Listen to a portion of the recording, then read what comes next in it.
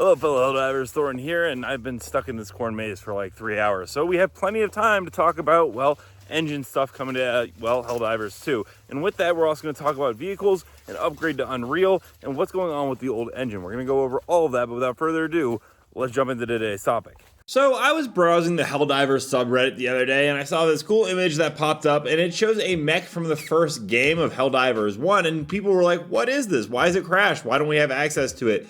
And there was a very interesting chain of comments down below it. And one that I found particularly interesting was one that actually ended up getting deleted by the moderators and then the entire thread below it got locked. And you can kind of get a sense of what they were talking about. As Hidden Kamala says right here, oh man, I cannot imagine the undertaking of swapping to a game to Unreal. Massive amount of work to do, especially with a relatively small team. And well, then it goes on to say, Palworld managed to do it, but it's a massive undertaking. They pretty much deaded it after development was finished, so like in alpha. And I had to dig down deeper and eventually I found the original comment and it says, there are many leaks stating the devs are looking at Unreal Engine. And as they aren't working on any other games in the near future, it's heavily speculated they might try to do an engine swap in 2025. And well, I went searching on Google to try to, find any substantiating information about this. Couldn't find anything, but that being said, it's not that big of a leap to make, especially because the dev team at Arrowhead are having troubles putting in vehicles, and well, we'll kind of go into why that's an issue. To actually tell the story of Helldivers 2 right now, we actually need to go back to where the saga begins, and that's around the anticipation of the release of the game. It may not have had the fanfare of a AAA title, but there were still a lot of people pretty excited, and then players seem to be flocking to the experience of the interstellar warfare. However, even with that, they were met with an unexpected obstacle, at least one that most gamers aren't ready when they download a new game, and that is server congestion. Now, the initial server cap was around 250,000, and that just was not anywhere near enough, and it led to frustratingly long wait times and a lot of disgruntled players. Now, to be fair, Arrowhead has been pretty responsive with this, where they implemented patches aimed at increasing server capacity. With patch 1.00.12, they actually raised that cap to 700,000, which is absolutely fantastic, and this does help alleviate some of the strain. However, Arrowhead Pilstead did temper expectations, saying the wait times may continue to persist, although it's going to be a little bit better right now. There were also issues where this got so bad that players were not logging out of the game when they were done, just so that they would not lose their spot, which led to more congestion, which led to more players not being able to get in. And you might be wondering, why is Helldivers dealing with so many problems? And Arrowhead actually gave us some pretty good insight, because there is one huge challenge that this game is going to continue to have and face over and over again, and that's the fact that it does utilize a pretty much dead game engine. Helldivers 2 was built on Autodesk's Stingray engine, which was discontinued back in 2018 when this game was still in development. Now obviously they continue to develop on it, and that's fantastic because the game overall is really fun.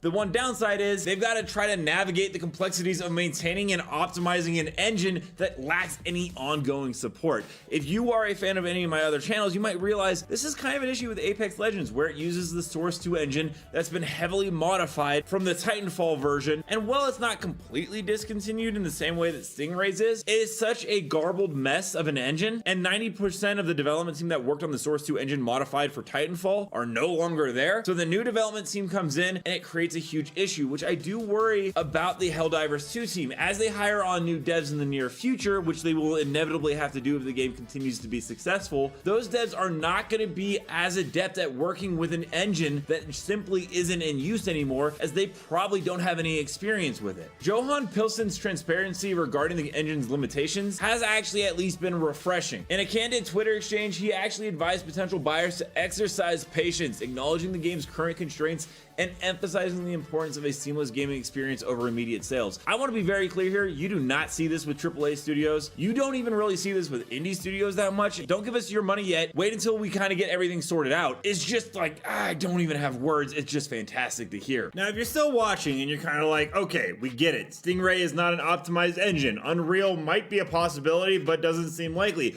What does this have to do with vehicles, Thornton? Well, Let me go into this real quick. Twinbeard, one of the devs over at Arrowhead Studios, actually had a pretty interesting take, and I want to go over it. He said, nope, the thing is, to offer some context on why we never comment on leaks nor discuss them, why? There's simply no upside for neither us nor you. Sure, we get some that are curious, still, stuff that's been pulled in data mining can be scrapped ideas, ancient stuff, newer stuff, work in progress, or confirmed for all we know. And that brings up a very important ideology that I don't think everyone is completely aware of, at least when it comes to video game development. Now, I've been covering Apex Legends leaks on my main channel for like 4 or 5 years. It's kind of like what I do. And I've seen so much content come into that game and then so much stuff being play tested that eventually got scrapped. It's just what happens in video game development. In fact, Iron Sights, Asunder, and more actually bring up some interesting stuff, such as Asunder saying they cut helmet HUDs, which was something apparently supposed to come in for at least maybe the first person view. And then Iron Sight saying, yeah, they have cut so much nearly complete content, real, maybe they'll come back. And that brings up something very interesting, that no matter what you see on a data mining or leaking channel, whether it be Helldivers or any other video game, nothing is ever 100% confirmed. It's shown it's always very possible that it either gets completely scrapped or that, you know, the devs decided that it just would not work in their game. That being said, there was some talk the other day about vehicles possibly being removed, possibly making it in, and Jinx brought up some really interesting stuff, saying that they might be cut in the future due to maps and engine issues maybe, and that they are no longer in the files as of now. If anything, they are in the dev build, which does happen all the time. Things can get removed from the game and then brought over to the dev build to figure out if they can actually make it in. One of the major issues with Arrowhead and adding in so much of the new stuff they are doing is the fact that the game engine that they built it on is already extinct. It just does not simply exist in the game anymore for upgrades, and they can't really do anything to modify the engine as of now, which means that if it does not work, if say the new vehicles that do come in, if they don't work on the dev build, even though they were about 70% complete, if it ends up just like crashing your PS5 or your PC, they simply can't put it into the game. Does that mean it's not 100% coming? No. Does that mean it's 100% coming? No. In fact, Iron Sights brings up the fact that the vehicle bay model of the ship still exists, and all vehicle components are intact, and Asunder agrees with that. So it does seem like this is still something that they are actively working on adding into the game. There's also some other talk about Pilstead, one of the former CEOs of Arrowhead, said that armor customization is being worked on, but they see nothing about it in the files. And Asunder goes ahead and says it won't be in the files, meaning that even though there are future stuff being worked on, we won't even know about all of them. We only get a small glimpse on what is possible. Something really cool that was actually shared was 76 Jinx, one of the data miners, actually made a Super Earth render using the textures in game. That gives us a pretty good idea that we are going to be going to Super Earth because it's in the game files, but once again, we can't be 100% certain because there could be things that the devs team decide just aren't worth continuing or pursuing, or doesn't fit their current plans, or, you know, it just doesn't work in the engine. Going on with more cool things, 76 Jinx also showed us the new renders from Iron Sights of the Bile Charger, which apparently explodes like a kamikaze upon impact, which is going to be one of the new bugs. Also, super fantastic, but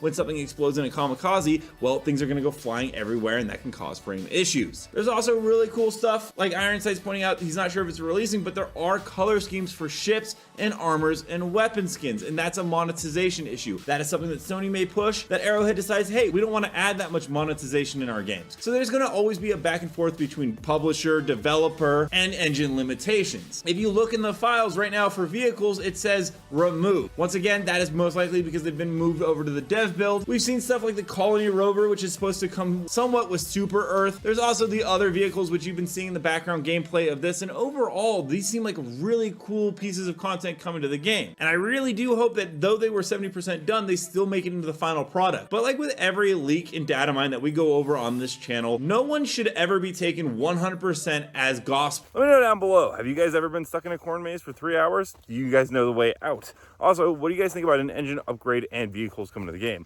Also, don't forget to check out this video and this video right here, where I cover more news and information on Helldivers 2. And until next time, everyone, thanks for stopping by. Keep spreading democracy.